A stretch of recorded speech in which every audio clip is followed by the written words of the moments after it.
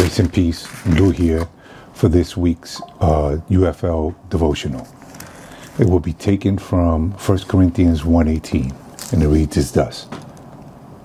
For the word of the cross is folly to those who are perishing, but to us who are being saved, it is the power of God. Amen. Let me pray. Heavenly Father, we just come before you, Lord, asking you, Lord, to open up the ears of the hearer, Lord, and soften their hearts, Lord. Lord, I just ask you, Lord, to let me speak boldly and clearly. In Jesus' name we pray. Amen. So now what this scripture here is saying is that there are two types of responses to the gospel. The truth of the gospel does not make God responsible for the perishing of unbelievers. They perish because of their own sin and stubborn refusal to repent. Those who believe and are saved are, on the other hand, are those who are called by God, by his grace. Now, the scripture is making reference to those who do not believe. The gospel is folly, which is foolishness. What is the gospel? The gospel is that the good news that God sent his only son, Jesus, to come and die for the sins of those who would put their trust and faith in him. Now, my question to you is, are you one of those who are perishing? Are you one of the foolish ones? Who do you believe that Christ is? Do you have a payment for your sin that's not Christ? If you say that you do, then you're lying. You're sadly mistaken. So if any of you have any questions on the gospel or what does repentance mean, you can either hit me up, you can speak to Chuck, Jay, or Timmy. With that, I will end.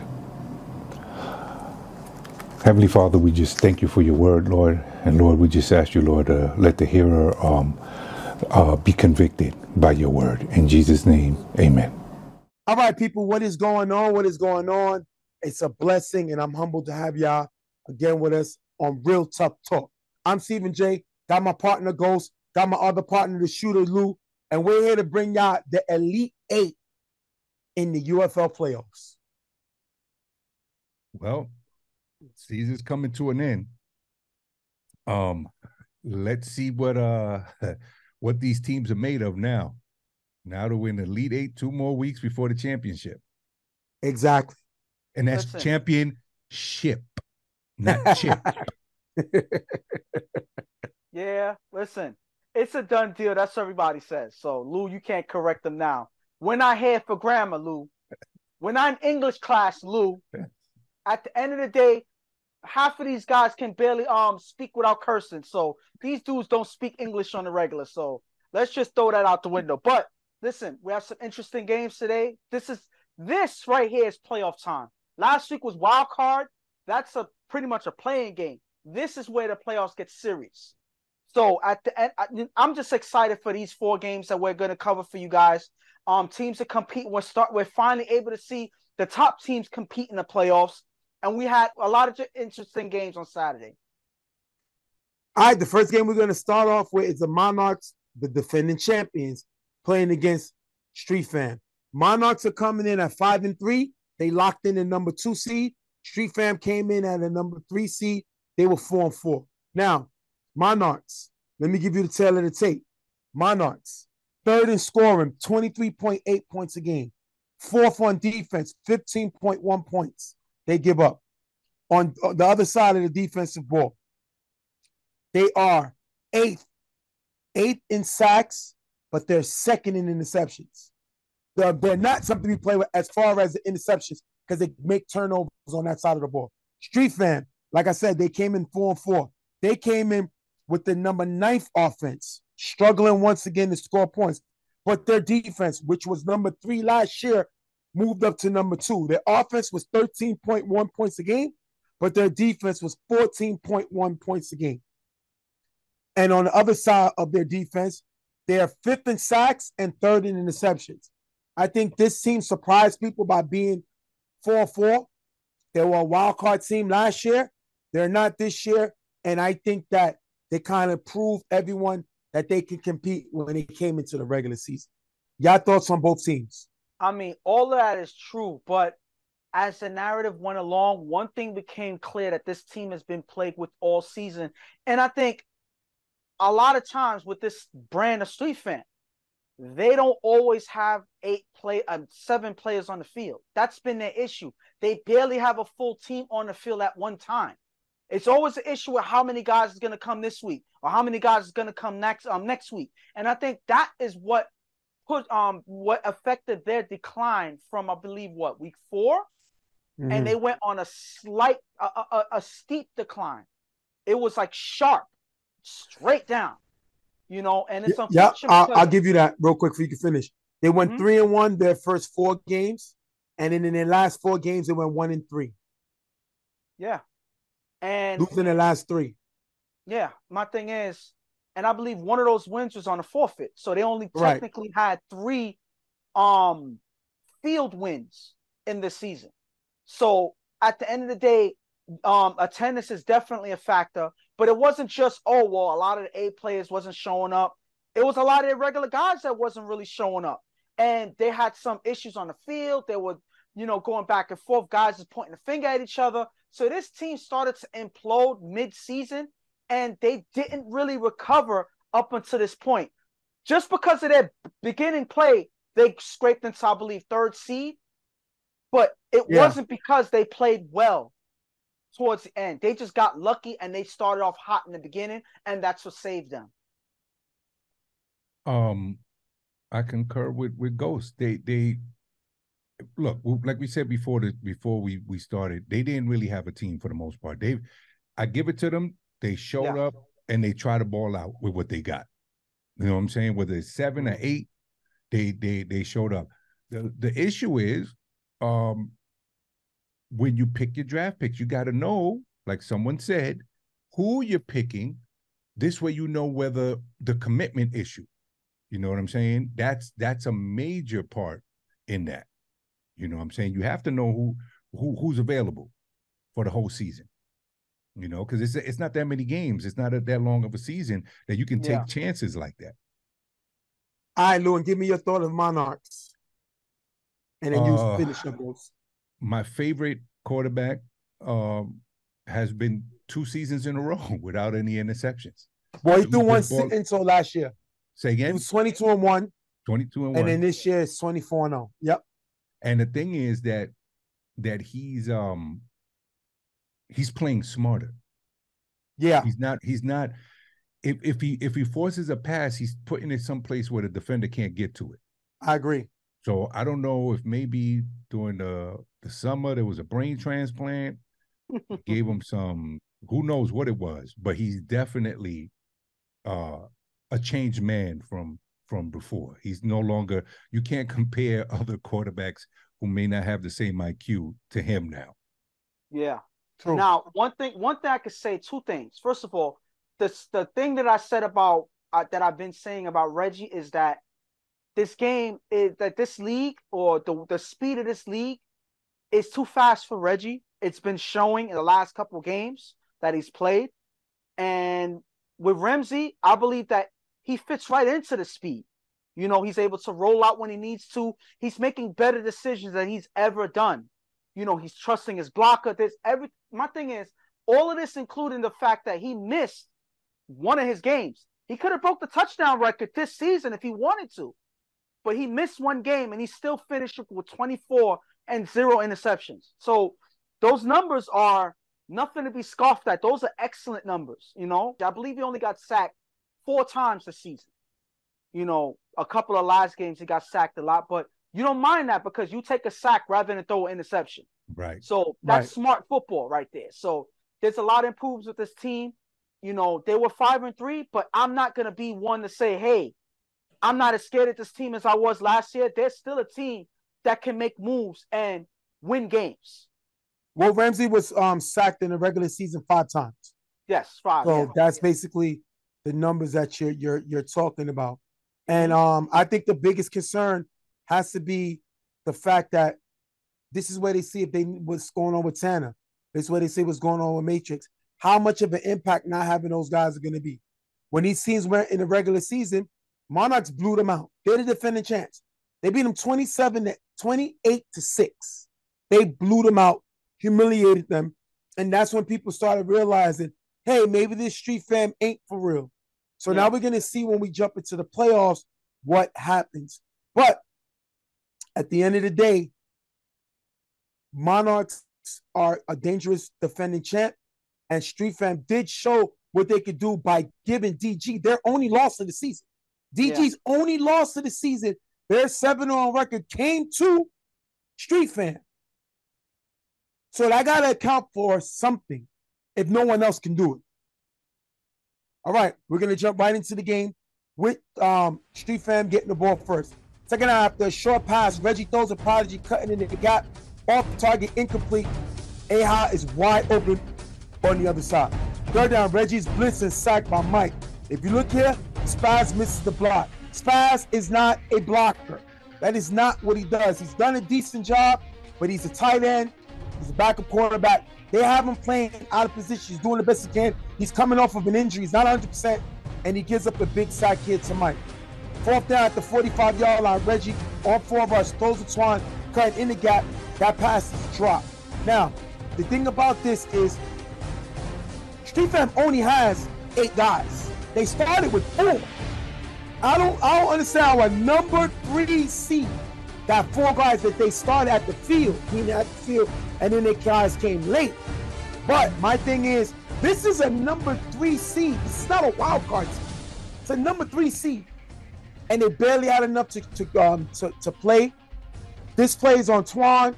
He should have made this catch, and this is a big drop, Lou.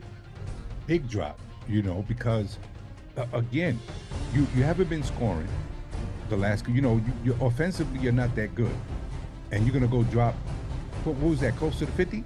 Close to the first down? Yeah, that was a first down. Yeah. Not a good look to start off a game, especially when you only got 8 dudes. All right, Ramsey gets the ball back. First down, Ramsey throws Alex in the gap, knocked away by Twan. That's a big play by Twan, getting that ball, knocking away from Alex. Second down, Ramsey with a blocker from Will, throws deep to Alex, cutting in the back of the end zone. Alex bobbles it, catches it, stays inbounds for the touchdown. 6-0, Monarchs strike quick and early, Ghost. And one thing I gotta say is this is a terrific catch by Alex here. Stays in bounds, keeps his balance, and takes the contact falling out of bounds, but making sure he's in before he falls out. This is just catches that Alex makes on a regular when you throw him the ball. This was just a good throw by Ramsey, getting Alex the ability to catch the ball. I believe that was Herbie that got there just late. He believes that this was a drop, that he bobbled it out, but if you look at this play here, he has control of it before he falls out, and you can see he clearly is grasping the ball with one hand as he lands out of bounds after getting his both feet in bounds. So this was just a good catch at this point. This was just a good catch, a good play overall. Alex got open, he caught the defense sleeping, and they were able to score early. Ghost, I have a question. Since you had since I was sidelined and you're behind the quarterback, where the heck was the defender? They reacted late because as soon as Alex cut to the back of the end zone, Herbie reacted completely late. He came from the other side. Nobody followed Alex. And this is the problem we've been saying all season with a lot of defenders. They're not watching where these receivers are running on these routes. So by the time they react, it's too late, and these receivers are already getting the ball. So wait for Alex to stick with the play and keep control of the ball, making a great catch for their first score of the game. Shout out to Dawn for the great shot. Great angle. Everybody asks about our different angles. Dawn with the great shot from the side. You can see Al with the great catch there. Reggie gets the ball back. Reggie with 2 short passes in the gap for a decent game. Third down, Reggie is blitzed by Mike, who just misses the tag. Reggie throws a Twan on the sideline. Timmy dives, and the pass is picked off. Listen, Timmy is a playmaker. You can call him what he wants. He likes to be the villain. He likes to make a lot of noise. It kind of has my ear ringing sometimes. But the dude is a playmaker. You got to give him his props. I think he was elite. Kind of gained some weight. People kind of forgot about him. Meaning elite as one of the guys that could jump out of the gym and get the ball. We're not going to take that away from him. He was one of the best jumpers of the football when he was in his prime. That's what I mean elite. The ability to go upstairs and get the ball. He was known to do that. He gained some weight, became a blocker, but now he's went back to a guy who can make plays.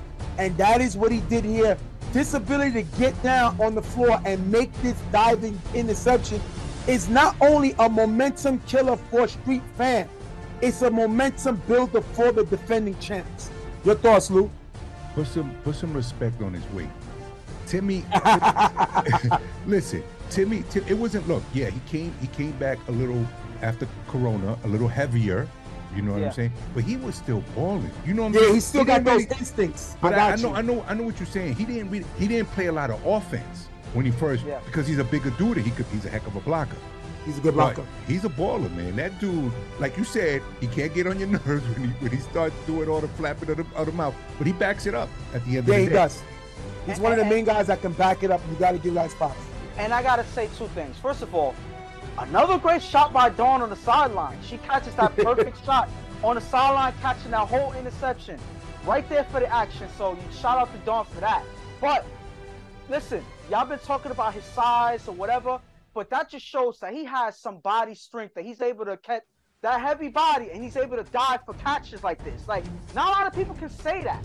You know, That's true. This man has been balling all season, and you're talking about he can't jump out the gym. Did you see that other week when he caught that pass over Mimi in the end zone? That's what I'm He's saying. been doing it. Even Jay hating right now. So, listen, at this point, he's been talking about he wants to be called the boogeyman and all of that. Listen. Yeah, he personally came to Ghost. Yes. Before the coin toss and actually said that stuff. So he changed his name from what was it? But that's the title. That it's supposed to be the boogeyman. So you know what? I'm gonna call him the boogeyman because he's been terrorizing a lot of teams throughout the season, and he's been doing some damage. And this is no different here. All right, Ramsey and the offense get the ball. Third down after a short pass, Ramsey on 4 rush runs in the gap, getting to the 20-yard line. Fourth down, Ramsey on 4 rush throws to Javon in the back of the end zone. High, incomplete, turnover on downs. This is the Street Fam defense we talked about. They have guys who can play defense, and this is a huge stop by the Street Fam defense, Lou, to get them a little back in the game, because if they minus score this one, it's over. Right. They have an early 2-touchdown lead. That's a huge stop by this undermanned Street Fam #2 defense. And that's the thing. Being undermanned, your defense, you got to get them off the field as quick as possible because you don't want to be on there all day. So now the thing is, can you move the ball on offense to stay in the game? That's the main issue now. Street Fam gets the ball back. Third down after 2 short passes. Reggie on 4 rush throws to Twan in the gap, almost picked up by Bell. But if you look here, the receivers are not looking at Reggie. And Ghost will break this down later, but they're not looking back at a quarterback who's trying to get the ball off as quick as possible. So a guy who's trying to get the ball off, plus a guy who does not, plus receivers who don't like to look back, spells disaster. Fourth down at the 42-yard line, Reggie on 4 rush is sacked by Damo. If you look here, Herbie is open in the gap, but Reggie doesn't see him. Let me tell you something. Dabo might have scaled off a little this season, but he still has the capability of being one of the most devastating pass rushers in the game. And Spaz cannot block him. He cannot block him. Devastating is a big word. I'm sorry? Devastating is a big word. That's a humongous So word listen, to be using. we've seen him season 1. He was dominating. That was so a million years this ago. This season, it didn't happen. But he's manhandling Spaz because this is not what Spaz do, and this is what Damo does. Well, so when you have one guy who's playing his spot against another guy who's playing out of position, what do you think's going to happen? And then this sums up the game so far. If you look here, Twan is frustrated. And the problem is, a lot of Twan's frustration, he is correct. But the way he's showing it makes him a horrible teammate. This is the issue, because this is not positive here. You're undermanned. Your brother John did not show up. So how can you be mad about one thing when your own troops didn't show up for the battle? This has to be frustrated on his own, guys. Well, here's the thing. We got to be fair because we don't know why he missed the game. You know what I'm saying? We just know he didn't show up. Well, no, I don't know the circumstances, but I know he's not here. Fair to say. It's not fair to say, bro. You got to remember, football ain't life at the end of the day. He could have had him. He maybe had to work. Who knows? But Twan needs to calm the heck down because it doesn't help your team. Right. That energy doesn't help anyone. You know what I'm saying? So listen, I'm gonna speak in defense, slight defense of Twan later on, because I kind of understand how he feels. Sometimes you need somebody to show that energy on the field, but I'm gonna get deeper into that later on in the game. But I gotta emphasize the thing real quick before we move on. This drive, a couple of throws on Reggie. Listen, four rush. He's already looking like he's scared for his life. So understand that. He's not going to make good throws when he's fearing for his life right there. He's throwing off his back foot. He's already looking for the rush before the rush is even coming. And yes, a big guy like Damo coming at you is kind of scary. You can say whatever you want, but when you're in the pocket and you see that guy rushing in, that is not a attractive thing to see. So at this point, these guys got to look for better routes. They got to understand the rush is coming. They got to look off the line. This is what Reggie's been doing. Ramsey going to get the ball back. He's going to throw the Will in the gap and runs for a decent game. Always give a shout out to the big guys, blockers, when they get a catch. Yeah, Will, great catch there. 3rd and goal after a short pass. Ramsey's blitzed by G Black. Rolls left, throws a Benny in the gap, who shakes B-Boy and runs into the end zone for the touchdown. 12-0. Monarchs take a 2-touchdown lead. Prodigy believes Benny was tagged. Ghost, what do you think it is? First of all, this was a confusing play because, there was some issues and confusion of was this a touchdown or what. So everybody was looking at each other trying to figure out what happened. But I'm looking at the play here, and first of all, Benny shakes on B-Roy. B-Roy's not a quick guy, so that quick move, B-Roy was frozen on that. And as he runs in, Prodigy's trying to make the tag, and I believe he whiffs the tag there. He misses the tag as Benny reaches into the end zone. So I believe that he got in. That was a miss there. They look at it, and it's determined to be a touchdown. There was a lot of confusion on the field, but I'm going to get into that later. But this was definitely a touchdown. This was them getting caught sleeping. Ramsey able to extend the play, roll it to the left, and is still able to make that throw to Benny in the gap to score yet again in this game. And I believe at this point, Street Fam's life in this league, in this season, is in jeopardy right now. Funny how you said in this league. We'll talk about that at the end. Oh, so that's a Freudian slip. I'm sorry about that, but hey, it may be appropriate. B-Roy, I feel sorry for his knees on that play. I know he had a rough season in tackle. Yeah, I don't think he's fully recovered yet. Yeah, but I don't think he's fully healthy. That was a miss all day, every day. Because I was in the back, and you could see it was close, but he didn't tackle. All right, Street Fam gets the ball back after getting the first down on 4 rush. Reggie throws a Herbie cutting in the gap, off target, incomplete. If you look here again, no one's looking at Reggie. Second down, Reggie's blitzed by Ice, who's blocked by Spaz. Reggie throws AI in the gap, who runs for a short gain with 25 seconds left. 3rd down, Reggie on 4 rush, throws AI in the gap. That's going to be picked off by K-Man. He's going to pitch it to Ice. Ice is going to get all the way to the 30-yard line. If you look here once again, no one is looking off of the line. This has to be getting frustrating because they know Reggie can't run. Spaz is not a great blocker. He only has 4 rush and he has a blitz. This offense is not helping him. And yet another mistake by Reggie giving the ball back to the Monarchs. Here's the thing. He did not. Yeah. He didn't. It wasn't that nobody was. He didn't throw it to A-High. He threw it to K-Man because A-High was at least minimum 5 yards behind K-Man. So the ball was thrown short. Bro, when a person is fearing for their life, how can they be accurate? Listen. He's a 5th degree black belt. Stop being a punk, stay in the pocket and take the hit.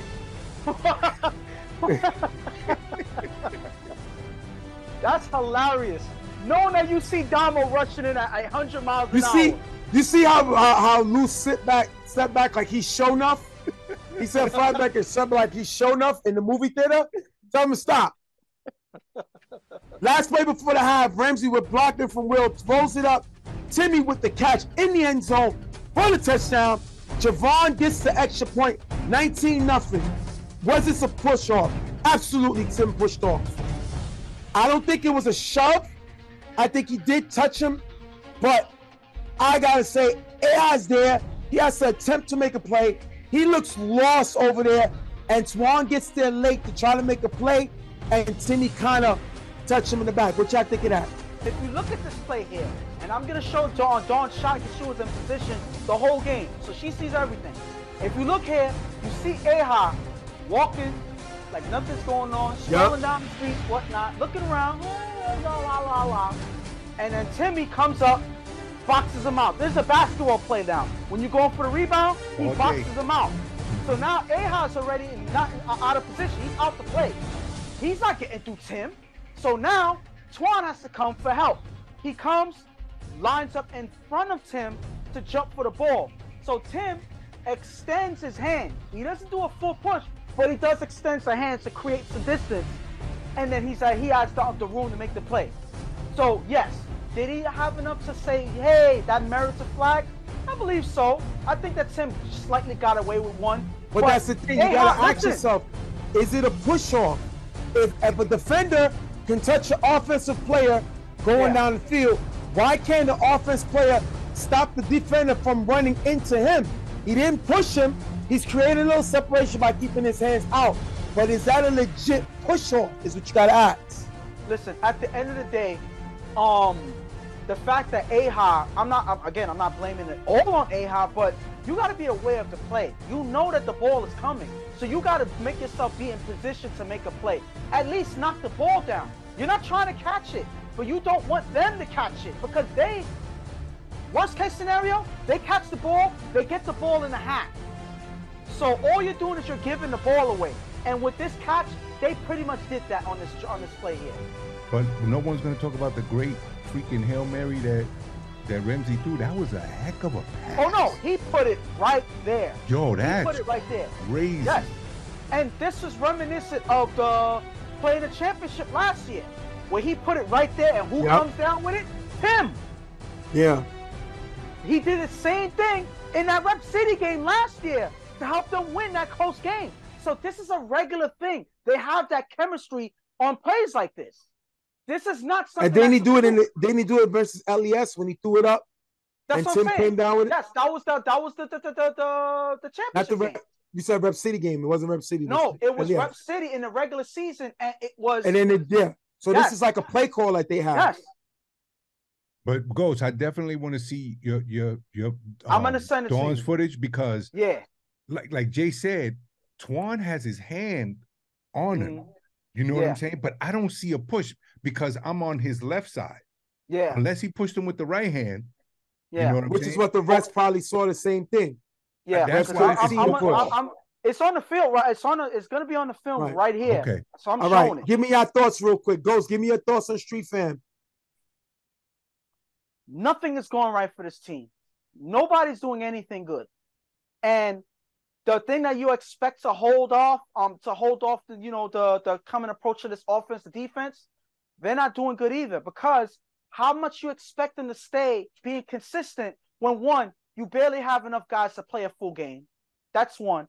Two, guys are struggling on offense, so it's gonna go into the defense. The morale is already low. You have Twan here screaming at Prodigy when Prodigy's saying, "Don't worry, we good." Twan is yelling at him back, "No, we're not good. We're losing." 19-zip, you're not good. Yes, but he said that when they were already losing 12-zip. Listen, this is why I said earlier, I do not mind this this approach by Twan. He's right. Things are dire. Things are not good. This is the game where you're gonna get eliminated. You're supposed to be heated in this game. You're supposed to be pissed off. You're supposed to get fired up. The only person I see getting fired up is Twan. Everybody else showing that they're not interested. They don't want to be here. You know, and that's why I give Twan so much credit. Yeah, sometimes you may say it's not good, negative energy, but some energy, please. Yeah, he's showing At least some he's fire. showing something. And that's the thing that kills me. Prodigy is the captain, and you're telling him to calm down. We're good. When Reggie can barely throw a 5-yard pass? No, they're not good. You know, and this is the 19-0. No, you're not good. And Lou, your thoughts of Monarchs? Monarchs in the driver's seat. Final four, here I come. What am I? I'm supposed to be afraid of the second half? How many first downs did Street Fam have in the first half? Wow. One? Was One. it? Yeah. And how many drives? 4. 4. So you He have threw 2 interceptions also. You threw 2 interceptions in the first half, and you got 1 first down. What am I afraid of? Bro, I just want to make one point, Lou. On one of these drives, that one drive where Monarchs got stopped, they were going to punt, and they called timeout to go for it. Why? Because if they get stopped, what they going to do? What do they have to worry about? Street fam scoring? No. So why don't we take a shot? They pretty much disrespected this team out the gate. You know, Well, they blew them out in the regular season, so they don't respect them. Well, they don't respect them. And you're right, Jay, because not only that, you got to think about it. They haven't really been putting up numbers. You know what I'm saying? Yeah. And I think a big issue is also, remember I was telling you, Jay, and I was telling you, Ghost, I said, yo, my prediction, I was like, look, first half, if Shannon's there, I'm going with Shannon. But Shannon wasn't there. You know what I'm saying? Yeah. So this would have been a perfect opportunity. All right, we're going to jump into the second half. First down, Ramsey throws deep to Bell, who has a step on Hayha, but that pass is dropped. After getting the first down, Ramsey on 4 rush, rolls left, those who willing the gap, running for a decent game. Yeah, to the big guys. But yet you won't clap for Timmy. Bro, bro, Will could catch, bro. Stop doing that, man. No. I love to see when the quarterbacks throw to the blockers. That's what I'm talking about. Okay. Second down, Ramsey with blocker from Will, rolls right, throws to Tim in the gap, getting to the 4-yard line. 4th and goal, with blocker from Kaz, Ramsey finds Benny in the back of the end zone for the touchdown. Alice gets the extra point, 26-20. If you look here, G-Back lets him go from the sideline and never picks him up. This is getting ridiculous. It's now a lifer, 26-0 to a number 3 seed. They were the number 3 seed, and right now, Monarchs are blowing them out, Lou. Do you hear that? Fat lady singing? Yeah, bro. It's now it's a laugher. You know what I'm saying? Now you're giving up because what's the point of continue? You see, and Jay, you I hate to say this. Sometimes you make valid points. You know what I'm saying? Sadly, I have to agree with you today.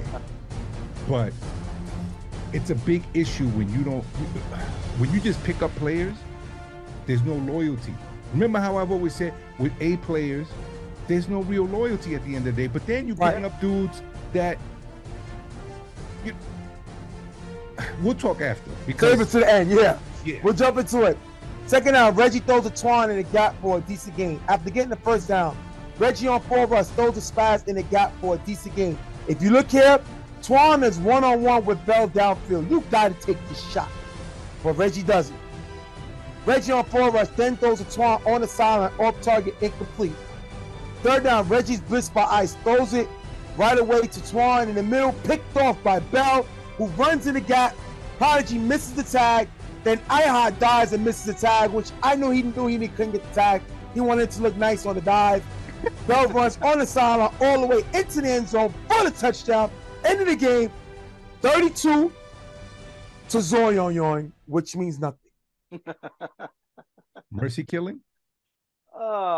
Listen, remember how you said something about the fat lady or whatever? Listen, the fat lady was singing week 3. After week 3, it was done. That's when you saw the problem start. They haven't had a good game since week 3. Am I wrong? Look at the numbers. What week was the forfeit win? I believe that was week 3. Week 3 was when they played DG. Yeah, after they beat DG, they lost, but they beat PME 19-0. Right. Oh yeah. That was their last good game. Definitely. Right. Yeah. Then they lost their last 3, including this 4 games in a row. Yeah. Go ahead, Ghost. What you saying? First of all, Reggie, again, I said it from the beginning. He was throwing like his life depended on it. Not because he's trying to reach receivers. He doesn't want nobody tagging him. I guess the tags burnt the skin. I don't know what it is. Like, he wanted to get the ball off no matter what. 4 rush, you have 2 blockers on one of these plays, and he still threw it. On this blitz play, you have 2 blockers there. He saw ice coming. Please, God, don't get the ball away from me.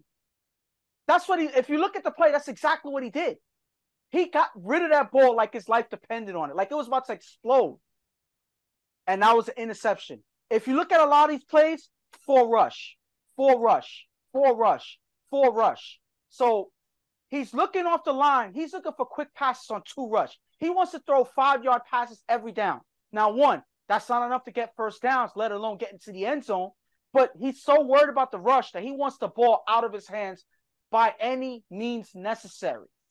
So on Reggie's blame or whatever, I'm putting it on him because you got to be more efficient and trust these guys to set up plays for you to have time. He's so fearful of the rush that he's releasing the ball no matter if they're looking or not. So sometimes it is beneficial to look off the line. They're not. A lot of these receivers are running into the defense and then trying to beat them afterwards. This defense is too good for you to do that. They have too many good defenders on this team for you to think you're going to run to them and then beat them. Sometimes you got to do a short route or mix it up. Fake a short route and then cut downfield. Do something. Mix it up. A lot of guys were just running 5 yards and then turning. So all the defender has to do is just stand there and wait for the ball to come. That's literally what's happening all game. And none of them saw that. Again, a lot of people watching this game would put this on Reggie only, but I put this on the whole team. Dudes didn't show up. Dudes wasn't looking off the line. There was some drop passes here and there. And then Reggie running for his life, even though he had blockers. So this was a disaster waiting to happen, and it ended up showing itself in this game with this 30-32. There's nothing lost. I know Street Fam had a game plan, right? Which was Shannon to lose as soon as possible. No. Shannon and Ja show up. They're keeping 2 blockers. Try to run the ball because they figured that the Monarchs couldn't guard them one-on-one, right? They don't show up for whatever reason. You have no secondary game plan. Like again, I can't believe I'm actually agreeing twice with this dude. Defenders playing offense. Remember how I always say offensive players playing defense? That's the catastrophe that you're going to get. Can't move the ball. Dudes don't know how to run routes. You know what I'm saying? Like Stephen J said. Recipe for disaster. You can't. And bro, and Lou, you made an excellent point about the defenders playing offense. You know what this remind me of? This remind me of the Raiders way back when they had the one of the top defenses in the league, and they could barely score 6 points. I believe that they lost their one playoff game 6-0. You know, like that. This reminds me of that. You know, when you have a defense so good that it hurts their offense. That's what this reminds me of. You know, so at the end of the day, this was a disaster waiting to happen. You had one of your offensive players, Brendan, not showing up. They needed him this game. He's not there. You have Shannon, who's a 2-way player that's super fast, that can get in the gaps and give you some extra yardage. He wasn't there. You have Rob, who can put some pressure on the quarterback on one side and be a decent tight end on the other. He's quick enough to make some plays. He wasn't there. So a lot of guys that could have been in position to help this team weren't there. Ja, who's also a defender but can play offense, is quick enough to make plays, also wasn't there. So everybody that didn't show up could have fit in a position to help them benefit. And none of them showed up. Again, I'm not blaming that all on them because, you know, life happens, whatever the case may be. But at the end of the day, you got to learn to adjust because these things happen. And unfortunately, they never did. That's the thing, making the adjustments. Because I know 3 out of the 4, 2 had to work. Rob got his car broken into and his car tire slashed. I don't know what the heck he did to somebody. But, you know, again, you got to make adjustments. You can't have a roster of what? 3 dudes missing. Let's say with Ant, because Ant was in Florida, 12 dudes. Can't have a 12-man roster and not have 4 dudes show up. Yeah. You know? Mute Stephen J because he's gonna get us in trouble. I'm gonna say and I'll let y'all talk about Monarchs real quick. I'll talk about Street Fan first. See, y'all guys are nice. I like what y'all say. It's cool, creative. Good job. Good job. I don't believe I was nice at all, but okay. When I first became a parent, I was trying to still find myself. I had my son. And where I worked to try to make ends meet, I worked at McDonald's. So you're gonna say this. What's interesting about working at McDonald's that I realized me there all the time. I'm there trying to take care of my son, trying to go to work every day. And you know what I realized? People were calling out. Like, why people are always calling out? You know why? Because they didn't like the job. You know why? Because they didn't need the job. I had to be there all the time because I had a family to take care of. When people are not showing up, it's because it's not important to them. It's not that serious. Something that Street Fam struggled with the last 2 seasons was their roster. Who put this team together? This is Prodigy's team. He's the GM. He was the person that said, quote, in the interview during the draft, I don't even really think we need drafted players. I didn't really want drafted players on my team. What team? What guys did he bring from last season? Remember, his team was short last year. Lou stepped in, Jigga stepped in, Bo stepped in, and all helped this Street Fam team. Mind you, this team last year was 3-5. But these guys had a few walk-offs. We seen them with a few guys, and they made some plays, but they were not the actual Street Fam team. We didn't see a squad of people. This season, the only guys that was returning was the guys that they drafted: Prodigy, Spaz, Brandon. That was it. Milo was there. Yeah. Milo, he moved away. Milo retired because he moved. Yeah. Shout out to him, one of the great players in the UFL. Oh, this season? But if I recall, he didn't play last year. Right, he didn't play last year. No. The problem was the roster. Then they went out and got Reggie, who was on primetime last year as the backup of the backup. He was special. Reggie was backing up Mr., who was backing up Melvin. And Prodigy got the bright idea to make Reggie his starting quarterback. Lou's numbers last year, 11 touchdowns, 10 interceptions, I believe 5 times sack. Reggie's numbers, 9 touchdowns, 7 interceptions, 6 sacks. So he got Reggie, who threw less touchdowns than Lou last year, who's practically retired now. Well, you didn't upgrade. You downgraded. Yeah. And they knew what I said in the beginning of the season. If Reggie is your best player, you're bound for disaster. They depended too much on Reggie to do something that he can no longer do. And then in the beginning of the game, you had 4 guys. Jadon Shaw. Okay, yeah, he probably had to work or whatever reason, even though I could have sworn I saw him post something about being off for the weekend and having to go back to work today. I didn't screenshot it, but remember, when you make your thing public, then the public can see it. I didn't screenshot it.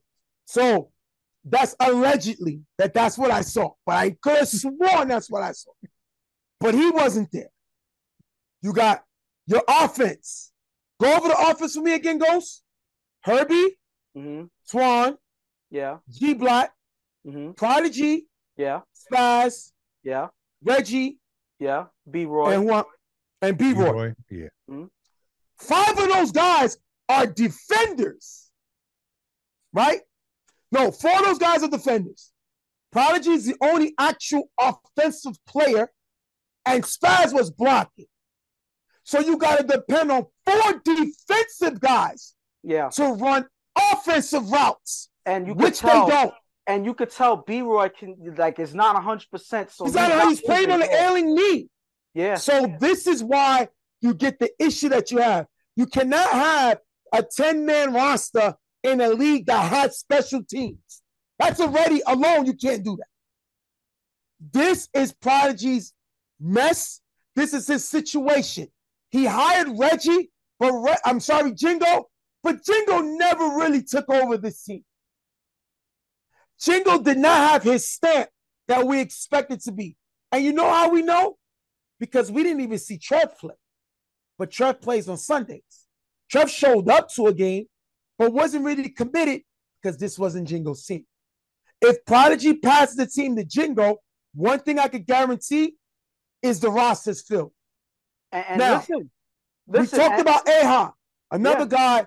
I didn't count him as an offensive player because we don't know what Aha is. I'm tired of saying the mistakes that he's made like he's a rookie. He's a veteran that plays like he's lost. Remember that show Lost when they was on the island, they didn't know where to go? On the field, that's what he looks like.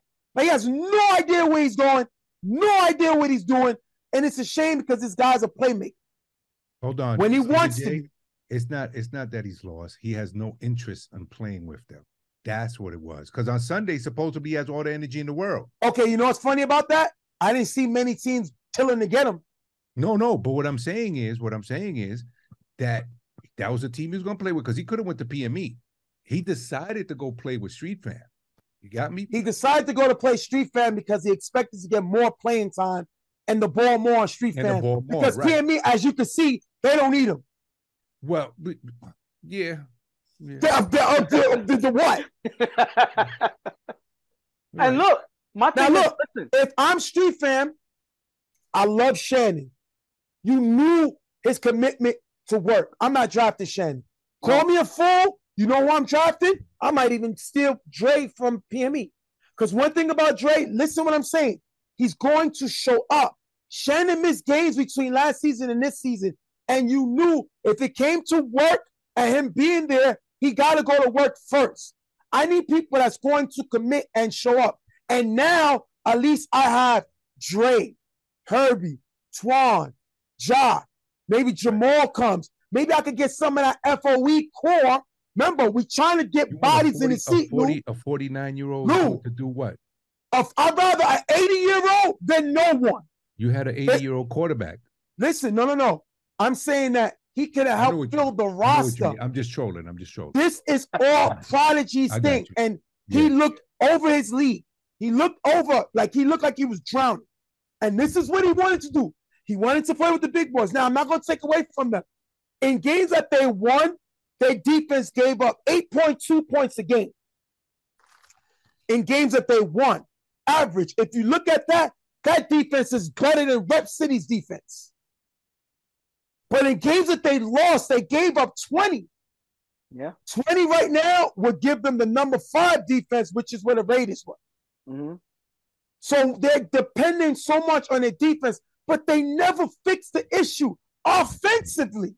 I've been telling you, this team don't have a number 1 at all. I've been saying that. Rob looked great. They went out and got players that they figured would not give them a hard time playing with. If you got players that's going to give you a hard time to play with you, then maybe you're in the wrong league. Mm-hmm. Maybe you don't need to be in this league. Because at the end of the day, Prodigy said, okay, the Gators was not my team. It's not the same thing. All 3 years, the team went through the same similarities, which was attendance.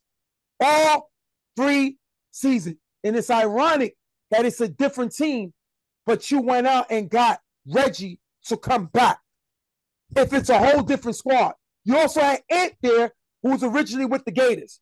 It's funny how you sit down and say, I changed, but most of your guys are still the same. Will we boo the fool? Will we going to get caught in with a banana in a tailpipe? It is the same. Don't tell us something different. Just because you name it a different name, that doesn't mean it's a different organization. You went through the same issues you went since you got in the league 3 years ago. going to call a spade a spade. Now, I'm not going to take away from their defense. And I'm not going to take away the fact that they did give DG their only loss. But it is what it is. And this is the team that you constructed. Yes, can do them play. That happens to teams. Super Friends, they have Prince Mo showing up to all their games. It happens. Your job was to fill out the roster and make improvements. And you figured you could just fall on that deaf ears and say, everybody's going to come to my team. Well, you know what? You had 8 to 9 guys in a playoff game against the defending champions, and they embarrassed you. Can I ask a question? You got embarrassed. Can I ask a question? Because I think that, all that needs to be said was said. But I'm going to tell you this. When did they, remember that I believe week 5 is when they had, remember that big implosion on the field? Who did they play that week? I just need to know. I'll tell you right now. I believe that was week 5 or week 6. One of those weeks that they had that implosion, they were arguing on the field, looking like they was about to fight each other. I don't know. Was it Rep City? That was Monarchs. Think about it. Monarchs blew them out. The team that did that with that blowout, and they were looking to fight each other. That's when you know that this thing was coming to an implosion. From that moment, they played the same team. And what changed since then? You know what's the funny thing? Monarchs put 60 on them in 2 games. They put 60 on them. Listen, all I gotta say is, there's nothing else to say. We already pretty much all right. Said everything. So now I'll jump on the Monarchs. The Monarchs looks dangerous again. You know why? Because they didn't joke with this team. No. They didn't play with them. They wasn't here to have a good time. They were here early. Because Ghost, we saw it. I showed you. They were on that sideline early. Yeah. Regardless of the fact that they lost Tanner and they lost Matrix, they didn't show it this game. They was out to blow this team out as quickly as possible. Now, and for these guys that saying that, Ramsey was playing cautious, maybe he don't deserve the MVP, the dude threw the ball all around the lot, just like he did in the regular season. Yeah. He threw the football. Because for a guy to be playing cautious and be tied for second in the league for touchdown passes with the guy he's battling for MVP is ridiculous. You can't say nothing about it. This team is the most constructive, and they're battle-tested, and they're going to their 3rd Final Four in a row. That is something to be said. And it's funny because he lost guys. He missed the game, and he still put up numbers that rival all the top quarterbacks in the league. And he threw more touchdowns than he did last year. Yes. So that's how many more did he throw? He threw 24. He threw 22 last year. I forgot what I was going to say, but okay. Back to the Street Fam. You have to know, like you mentioned about Shannon. This is what is it? A big time in the season for deliveries. You know, you can't really get time off. Those are things that you have to take into consideration. Yeah. But look. You're right. But think about this. That's why seeding matters. When they had that implosion that dropped them all the way to the 3rd seed, now you have Monarchs picking the time of the game. And what does Monarchs do? They pick the earliest possible and game. You can't blame them. Now your guys who likes to have the late games are not able to show up. So that hurts too. All of these things are connected. Everybody's talking about guys that show up, but maybe it's because of the time. Right. It was 9:00 in the morning. These guys, the last game that they asked for was a 2:00 game that they asked for. That was when the implosion happened. So my thing is, they asked for the last game. So this is the time that they want. But seeding matters. So guys didn't show up. The game is early. What are you gonna do? They didn't adjust. Listen, they lost. Street Fam cannot get people to show up to a soup kitchen if they were sponsoring free food. Stop. They gonna get people to show up. People do not want to play with this team. And it's no disrespect, but it is what it is. But hold on. You go through this for 3 seasons. Hold on. This season, you had at least 2 of your A players who had other commitments. Three who had other commitments. You got work All three of them have work. So it's not because of the team. It's because of your job. Where is the rest of the roster, Lou? Well, that's a totally different thing. It's the same. What roster? What roster? People. Hey, what roster? What and roster? your guy Prodigy, or you call him Vic. Vic, yes. Shows this roster. The same way I got on Joel about being the GM is the same way I'm getting on him of being the GM. You're the kill. You put this together and you showed that you were out of your league. But listen, we can't say Reggie can't win because I heard that he won in Casino just recently. But no. Listen. Reggie, let's be realistic. That's his speed. I've been saying it. According to rumors, he doesn't listen. Yeah, but here's the thing: if I'm running a team, or if I'm coaching, and I say we're gonna have two, my quarterback ain't gonna tell me no. If that's not work, you know what I'm saying, Jay? Like if it's not, if whatever you're trying to do isn't working, I'm gonna keep the two. We were told that Ramsey didn't listen either, right? And he's going to another Final Four, and he won a championship. Totally different thing. You got to put people around him that he's going to listen to. Ramsey's and these are not them. Well, here's the thing. Ramsey is not as old as Reggie, and you know you can't teach old dogs new tricks. So why make him your starting quarterback? You knew something that Tiki didn't. He was Tiki's backup to the backup. And can I ask a question? Hold on. But remember this. Who did Prodigy? Okay, this wasn't his team, but who did he play with? Prodigy when they were the Gators. Who was the quarterback of that team? Reggie. And how did they do? Terrible. Exactly. Except for the first game where he put. When the field was short like the XFL. Yeah. Arena football. Listen, at the end of the day, before we wrap it up, we went long, but this is very interesting to talk about. Yeah. Monarchs are for real. Yeah. And we know that they blew out Street Fan, but what I love the fact is that they meant business. They know who they're looking to play, and they meant business and wanted to get in and out. And if Ramsey had Alex as his 1-2 punch offensively, people are in trouble because it's hard to guard Alex. So that means you're going to have to put someone else on Tim, and Tim gets open. Tim gets busy. And we ain't throwing Benny. We ain't throwing Malachi. We ain't throwing Javon. This team is dangerous. Oh, yeah. Malachi hasn't shown up the last few games, so that is going to be interesting. Right. So, all right, we're going to wrap this one up with, I don't even want to say beating, spanking, humiliating, dominating, annihilating. Annihilating. Give me a word. Give me a word, Lou. You got to say one. Come on. Devastating. We said that. Shellacking. Spanking. Flogging. Waterboarding. Humiliating. Dominating.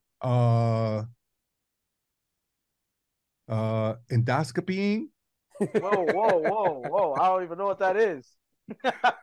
Colonoscopying. Anal probing. Okay. Hey. This is not that type of program. Listen, at the end of the day, Street Fam they made it interesting, but the same thing that makes you laugh, make you cry, and they had issues with the roster since the beginning of the season, and it really affected them towards the end, which is why they lost their last 4 games. That's what's going to happen.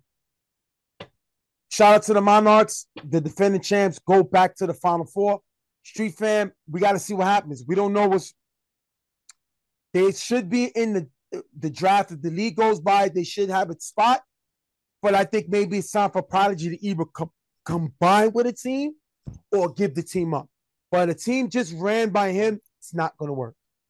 Wrap this one up. Monarchs beating Street Fam 32-0. We'll be right back.